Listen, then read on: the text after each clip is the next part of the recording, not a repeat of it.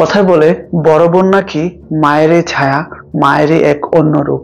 তেমনি শাহনাজ বেগম শিমু, তিনি তার ছোট ভাইকে কত ভালোবাসা, পরম যত্নে, আদরে আগলে রেখেছিলেন, আর সেই ছোট ভাইয়ের হাতেই তিনি নৃশংসভাবে খুন হন। এ যেন সকল পৈশাচিকতাকেও ছাড়িয়ে গিয়েছে।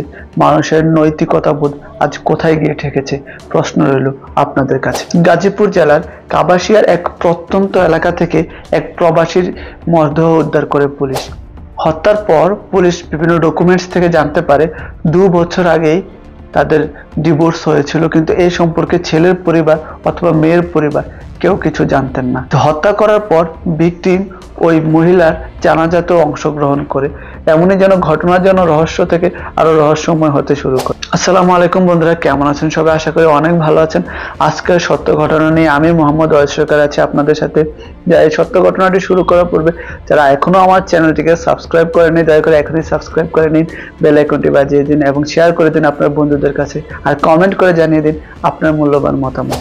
সেদিন ছিল 2 এপ্রিল 2024। অন্য 10টা দিনের মধ্যে সাধারণ একটি ঘটনা ছিল। সেদিন শিমু সহজে ঘুম থেকে উঠছিল না।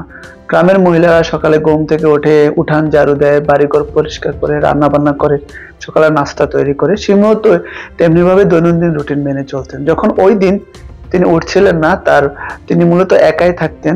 তার শ্বশুর শাশুড়ির সাথে মূলত তারা আলাদা হিসাবে থাকতেন। তো তার স্বামী ছিল প্রবাসী, তিনি যেহেতু একা ছিলেন, বাড়িতে একাই থাকতেন। তার শাশুড়ি ছিল পাশের বাড়িতেই থাকতো, তার আত্মীয় স্বজন এবং শাশুড়ি। তো তার শাশুড়ি একজনকে বলে যে যাও শিমুকে ডেকে দাও, শিমু তো আজকে অনেক বেলা পর্যন্ত ঘুমাচ্ছে, আমি ডাকলে হয়তো রাগ করতে পারে। তখন ওই মহিলা যখন শিমুকে ডাকতে যায়, দেখে শিমুর দরজা বন্ধ, তিনি উঠছেন না অনেক ডাকাডাকির পরেও। তো আরো 2-1 নিয়ে ওরা যখন আশেপাশে তাকাতে থাকে, ভিতরে ঢোকার চেষ্টা করে, তখন জানালার গ্রিল দিয়ে একজন দেখতে পায় শিমু এভাবে হাত বাঁধা ছিল পিছনের দিকে এবং উপর হয়ে পড়েছিল, তার পুরো শরীর ছিল রক্ত শূন্য। তখন মানুষ বুঝতে পারে কোথাও তো একটা প্রবলেম হচ্ছে, শিমুকে হয়তো কেউ খুন করেছে, অথবা শিমু তো ঘটনাস্থলে মারা গিয়েছে। তখন তারা সবাই মিলে পুলিশকে খবর যায়। স্থানীয় পুলিশ আসে, দরজা ভেঙে ঘরে প্রবেশ করে এবং শিমুকে মৃত অবস্থায় পায়। শিমুর লাশ উদ্ধার করে এবং তখন সেই ঘরের অবস্থা ছিল খুবই এলোমেলো, যেমন কোনো চোর বা ডাকাত এসেছে এরকম খুবই এলোমেলো ধস্তাধস্তি ছিল। এই ঘটনার পর শিমুর সামনের 3টি দাঁত ভাঙা পাওয়া যায় এবং ধারণা করা হয় তাকে শ্বাসরুদ্ধ করে গলা চেপে হত্যা করা হয়েছিল। এই ঘটনা যখন পুলিশ তদন্ত শুরু করে, তখন পুলিশের সামনে আসে প্রথমেই তার স্বামী, যার নাম ছিল মোশাররফ। তিনি বর্তমানে দক্ষিণ কোরিয়া প্রবাসী। 16 বছর আগে শিমুর সাথে বিয়ে হয় মোহাম্মদ মোশাররফ হোসেনের, কিন্তু তাদের মধ্যে এখনো কোনো বাচ্চা হয়নি। তবে তারা এখনো একসাথে আছে। একসাথে থাকার পরেও পুলিশ সেই শিমুর ঘর তদন্ত করে, সেখানে একটা ডিভোর্স লেটার পায়, যেখানে লেখা ছিল 2 বছর আগে তাদের ডিভোর্স হয়ে গিয়েছে। এতে তারা সবাই হয়তো মোশাররফের দিকে সন্দেহের দৃষ্টি যায় পুলিশের। হয়তো এমন হইতে পারে যেহেতু 2 বছর আগে তাদের ডিভোর্স হয়ে গিয়েছে, কেউ জানে না এবং শিমুও স্বেচ্ছায় এই বাড়ি ছেড়ে যাচ্ছে না। হয়তো মোশাররফ কাউকে পাঠিয়ে শিমুকে খুন করেছে তার পথের কাঁটা দূর করার জন্য। প্রাথমিকভাবে পুলিশ এমন একটি ধারণা করে এবং তদন্ত শুরু করে। যখন মোশাররফের সাথে কথা বলে, মোশাররফের সদুত্তর দেয়নি। তখন পুলিশ এলাকাবাসীর সাথে কথা বলে, তার আত্মীয় স্বজনদের সাথে কথা বলে এবং জানতে পারে মোশাররফ খুব ভালো ছেলে। মোশাররফ হয়তো এরকম করা কোনোভাবে পসিবল না এবং পুলিশ তার পাসপোর্ট ঘেটেও দেখতে পারে সে 2 বছর আগে শেষ দেশে এসেছিল। 2 বছর ধরে সে কখনো দেশে আসেনি এবং পুনরায় যখন মোশাররফের সাথে কথা বলা হয় এই ঘটনা সম্পর্কে বিস্তারিত জানার জন্য, তখন মোশাররফ জানায় হ্যাঁ 2 বছর আগে যখন সে এসেছিল তাদের মধ্যে বনিবনা হয়নি, বিভিন্ন বিষয়ে মীমাংসা হয়নি, তাদের মধ্যে ঝামেলা ছিল এবং যার কারণে তারা ডিভোর্স নেওয়ার মতো একটা সিদ্ধান্ত নেয়। আর ডিভোর্স নেওয়ার পর মোশাররফ আবার চলে যায় সেখানে সাউথ কোরিয়া এবং যাওয়ার পর তাদের মধ্যে যখন পুনরায় কথা হয় এবং তারা তাদের যে প্রবলেমগুলো ছিল সেগুলো সলভ করতে পারে, তাদের মধ্যে মীমাংসা হয়ে যায় এবং তারা পুনরায় একসাথে থাকার জন্য সিদ্ধান্ত নেয়। যেহেতু তারা নিজেদের মধ্যে বিষয়টা মীমাংসা করে ফেলেছে, তাই পরিবারকে আর জানায়নি তাদের ডিভোর্সের বিষয়টা। তারা বলে যে হ্যাঁ আমি যখন আবার দেশে আসবো তোমাকে পুনরায় বিয়ে করবো আইনিগতভাবে এবং আমরা এই বিষয়টা পরিবার থেকে আড়ালে রাখবো। যখন পুলিশ এই ঘটনা জানতে পারে তখন তারা বুঝতে পারে আসলে মোশাররফ এখানে দায়ী নয়, এখানে হয়তো অন্য একটি ঘটনা ঘটেছে। কিন্তু পুলিশ যেখান থেকে তদন্ত শুরু করেছে সেখানে ফিরে আসে আবার তাদের হাতে জিরো এভিডেন্স, তখন তারা খুবই চিন্তায় পড়ে যায় এই ঘটনা আসলে কিভাবে ঘটেছে, কে ঘটিয়েছে বা কেনই বা ঘটেছে। আর তখনই প্রতিবেশীর দেয়া এক তথ্য থেকে পুলিশ নতুন ক্লু পায়, ঘটনাকে নতুনভাবে তদন্ত করতে শুরু করে। প্রতিবেশী এক বৃদ্ধ মহিলা ছিল, যিনি জানায় মোশাররফ সাউথ কোরিয়া যাওয়ার পূর্বে তাদেরকে বলে যায় যে আমার স্ত্রীকে দেখে শুনে রাখেন, কোনো সমস্যা হলে আমাকে জানায়। তখন ওই মহিলা জানায় তার ঘর পার্শ্ববর্তী ঘর হচ্ছে তার ঘর। তিনি জানান প্রতিদিন রাতের 11টা থেকে 12টার মধ্যে কেউ শিমুর বাড়িতে আসে। শিমু যখন দরজা খুলে তিনি সেই সব শব্দ শুনতে পান এবং তিনি জানালা খুলে প্রতিদিন দেখেন যে কোনো একটা যুবক ছেলে তার বাড়িতে মধ্যরাতের দিকে আসে এবং ভোর রাতের আগে সে আবার চলে যায়, ফজর আজানের আগে সে আবার চলে যায়। তিনি এই বিষয়টা নিয়মিত খেয়াল করেছেন এবং তিনি যখন এই বিষয়টা পিবিআই কে জানান, তখন পিবিআই তদন্ত শুরু করে। হয়তো এখানে কোনো পরকীয়ার ঘটনা রয়েছে অথবা অন্য কোনো ঘটনা রয়েছে, কিন্তু পুলিশ শিমুর মোবাইল ফোন অথবা এলাকাবাসী অন্য কোনো সিসিটিভি ক্যামেরাও সেখানে ছিল না যেখান থেকে ওই যুবকটির তথ্য সংগ্রহ করতে পারবে। তাই শিমু তার আত্মীয় স্বজনদের সাথে যোগাযোগ করতে শুরু করে, তার বাবা মা ভাই এদের সাথে যোগাযোগ করতে শুরু করে। যেহেতু এই মামলাটি শিমুর বাবা বাদী হয়ে নিজে এই মামলাটি করেছিল, তখন তারা শিমুর ভাইয়ের সাথেও যোগাযোগ করতে শুরু করে, কিন্তু শিমুর ভাই কোনোভাবে রেসপন্স করছিল না। তার অনেকবার ডাকলেও তিনি তার জবানবন্দি দেওয়ার জন্য আসছিল না। অবশেষে পুলিশ তাকে ট্র্যাক করে এবং তাকে পুলিশ জবানবন্দির জন্য থানায় নিয়ে আসে। তখন তাকে বিভিন্নভাবে জিজ্ঞাসা করা হয়, ওই দিন ঘটনার সময় যেদিন শিমু হত্যা হয়েছিল সেদিন আপনি কোথায় ছিলেন, কিন্তু তার কথার মধ্যে কিছু অসামঞ্জস্য পাওয়া যায়। তার কথা ছিল উলট পালট এবং জড়ানো। একসময় পুলিশ তার হাতের দিকে খেয়াল করে, তার হাতের এরকম কাটা দাগ ছিল এবং কিছু জায়গায় থেতলে যাওয়া ছিল। পুলিশ জিজ্ঞাসা করে তোমার হাতে এই অবস্থা কিভাবে হয়েছে, কেননা শিমুর সামনের 3টা দাঁত ভাঙা ছিল, তো কেউ যদি ঘুষি দিয়ে তার দাঁত ভাঙে অবশ্যই তার হাতেও প্রবলেম থাকবে। তাই শিমুর ভাই, তার নাম ছিল রোবেল, শিমুর ছোট ভাই মূলত সে, যখন রোবেলকে জিজ্ঞাসা করে তোমার হাতে কি হয়েছে, সে বলে আমি পরে গিয়ে ব্যথা পেয়েছি। তখন পুলিশ তার শরীরের জামা খুলে অন্যান্য জায়গাগুলো চেক করে, তার হাত পা এবং পিছনে পায়ের অংশ চেক করে, তো অন্য কোথাও কোনো আঘাত পায়নি।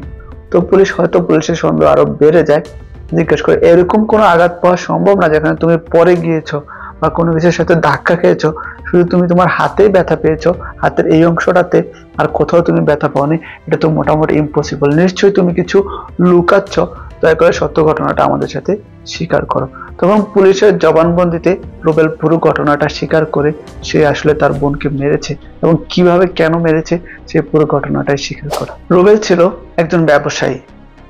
তার ব্যবসায় লস খাওয়ার পর তার সকল টাকা পয়সা হারিয়ে যায় এবং পাশাপাশি সে মাদকেও আসক্ত ছিল, মাদকদ্রব্য, নেশা এসবেও সে আসক্ত ছিল।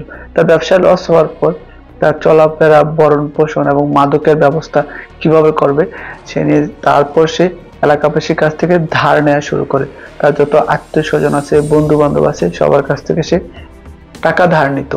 ধার নেওয়ার এক পর্যায়ে এভাবে সে 6 মাস শুধু মানুষের কাছ থেকে টাকা ধার নিয়ে চলতে থাকে। 6 মাস পর যখন মানুষ তাকে টাকা ফেরত দেওয়ার জন্য জোর করতে থাকে যে ভাই আমাদের টাকা কখন ফেরত দিবি, এতদিন হয়ে গেল, আর এত মানুষ একসাথে যখন তাকে প্রেসার দিতে থাকে, তার মধ্যে একজন ভিকটিম হয়ে সে ওই থানায়, নিকটস্থ থানায় তার নামে প্রতারণা মামলা করে যে আমাদের টাকা নিয়ে ফেরত দিচ্ছে না, প্রতারণা করেছে। তারপর থেকে রুবেল মূলত পালিয়ে থাকতে শুরু করে, কখনো গাজীপুর, কখনো নারায়ণগঞ্জ, কখনো ঢাকা, এভাবে সে জায়গা শিফট করে পালিয়ে থাকতে শুরু করে।